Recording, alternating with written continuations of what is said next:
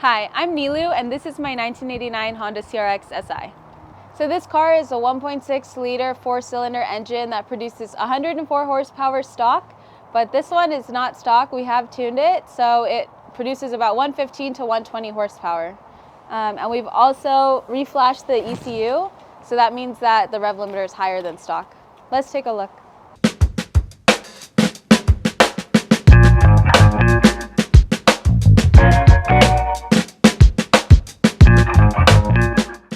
So this car has a 1.6 liter four-cylinder SOHC, so single overhead camshaft engine with programmable fuel injection. This big red thing right here is a massive cold air intake that we've put in. And then over here we have a battery. We swapped it out with a lighter one just to save weight.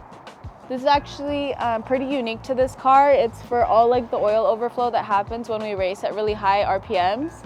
And so the catch can fills up and we need to drain it from here because otherwise the car blows smoke at the end. Honestly, I'm really happy with it. I feel like it does the job. For a 1989 Honda CRX, if you consider that most of this is pretty much stock, I think it's really impressive what it can do. When I'm at races, a lot of the time people ask me like what I have under the hood, what I've done to it, and the answer is not a lot. That's all I have to say about what's under the hood. Let's take a look at the rest of the car. So over here, we're running 15 by 7.5 inch wheels, as you can see. We usually either run on 195 or 205 tires, just depending on the course. And then we're running 4.5 degrees of camber on this. So this car is front wheel drive, which means you have to be really careful with turning, especially considering that this has such a short wheelbase. I believe it's only like a foot longer than a smart car. I was looking at that, so it's way shorter than I was expecting. Other than that, we have a Shaftworks suspension on it, which was designed by Jonathan Lugod, and we love it. And we have stainless steel brake lines. So that makes the brakes feel less mushy. It makes it a lot more responsive, which is great for autocross. So for autocross, we have lowered this car. I'm not quite sure how much more, but it's definitely lower than the stock ride height. For reference, I'm 5'2", so it's a pretty short little car. Let's move on to the back.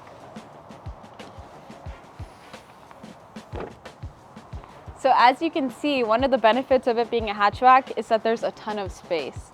The nice thing about that is that we take a lot of gear with us to races, extra sets of tires, all the tool bags, the compressor, the jack, all that. And we can fit all of it in this car. So speaking of practicality, this car actually is a four-seater. That's something that was unique to the Japanese market. So when they came out with the car, in Japan it was marketed as a four-seater, but in the US it was marketed as only a two-seater. Let's take a look at the very luxurious interior. So as you can see over here, we've swapped out the steering wheel for this Sparko one. We went for one that's a little bit wider in diameter. It helps a lot because there's no power steering in this car, so this gives you like a little bit more leverage when you're trying to turn. The dials up here, everything is pretty much standard. You have your tachometer, you've got your speedometer, and the fuel gauge and the temperature gauge. Although I will admit this is broken off a little, so it's hard to see, and the fuel gauge, it's not always accurate, so we go based on miles here. What else? We have these very luxurious hand crank windows. And all the side mirrors are actually powered. Or not powered, that's the wrong word, but they're all operated with these little knobs, so you use this to adjust them. So we have removed the radio, as you can see over here. It's one of the few deletions that we're allowed to make for the class that we're running.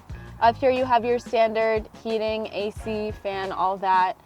We don't really use it for comfort. For this car, what we do is, in order to help cool the engine, we'll blast the heater, which doesn't make it very comfortable during the summer, but it helps a lot. This car is a 5-speed manual. You know, the shifter's pretty solid. I would say one thing is I feel like it's a lot of distance between gears. And I say that like after driving my M235i and the new BRZ, those are both like much shorter, so it's like a little quicker, it feels more solid, but this one has like a lot more wiggle room. So the handbrake we have in this car is still stock, but we do use it sometimes for performance reasons. So there is one type of race that we do in autocross, it's called a Pro Solo, and it has a drag race start. So you need to lift up the handbrake, watch the lights go down on the tree, and then you drop it and you go. So I don't know if it's due in part to the fact that I grew up with this car, but I find it to be very comfortable, and I think it's pretty spacious considering how small it is. and how narrow it is. I think part of that is really due to these sparkle bucket seats that we put in because they're really cushy and comfortable. But the one time that I do notice how small the car is if I'm taking a passenger along that's like on the taller side, because they can bump me. If I'm driving, maybe I'll hit them, or like they'll be flying around because we're pulling a lot of G's and they bump into me. So that's the only time when I would say it's like a bit uncomfortable. But other than that, I think it's pretty spacious.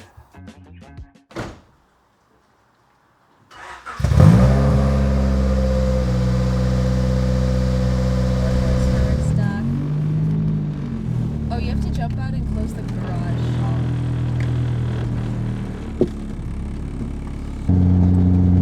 Okay, you ready? Yeah. Okay.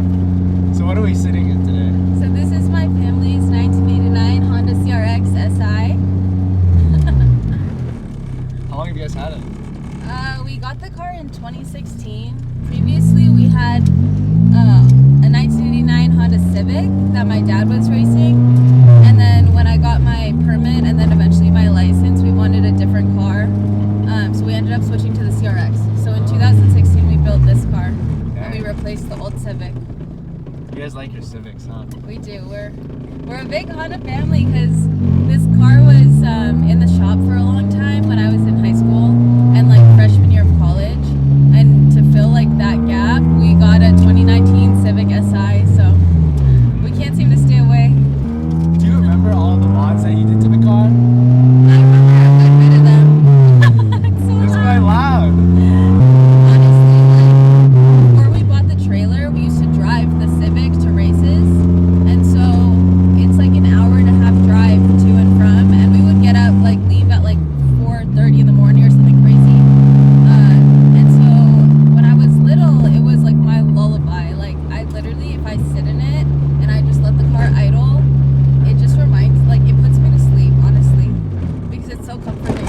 Honestly, this car, it kind of just like represents racing to me. Like for me, autocrossing, I did it in go-karts for 8 years, and then I switched to this one when I turned 16, and like I basically grew up with this car, or versions of it at least. So like the Civic before, I would see my dad race it, and then finally when I was 16, I was racing this one. And so this has been like a car that I've gone to nationals with, a car that like I've traveled all around California to go to races to with.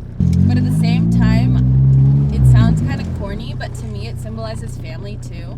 Just because like my brother and my dad and I race it together. So it's like something that the three of us do, and so it's like super special for us because it's like our little family activity, like once a month at least. Yeah, we all get together. I mean, the camera can't see, but I see your car is covered in Yo Baby Racing stickers, which is your last name. That's right, yeah. So Yo Baby Racing, it's like our little family like racing name.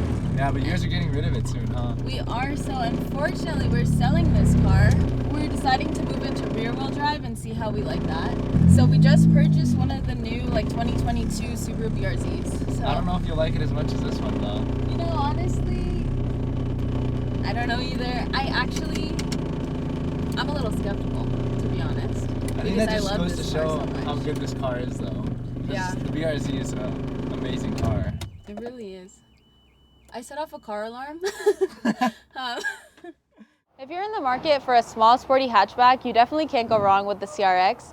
Whether you want it for driving on the street or you want it to race, it's really a great car for either option. It's fuel efficient, it's very practical, has a lot of space in the back because of the hatch, and Hondas are known for their reliability. We really beat on this car because there's three of us racing it. We go all the way out, like more than 100%, and it's been really reliable for us. So we've been really happy with this.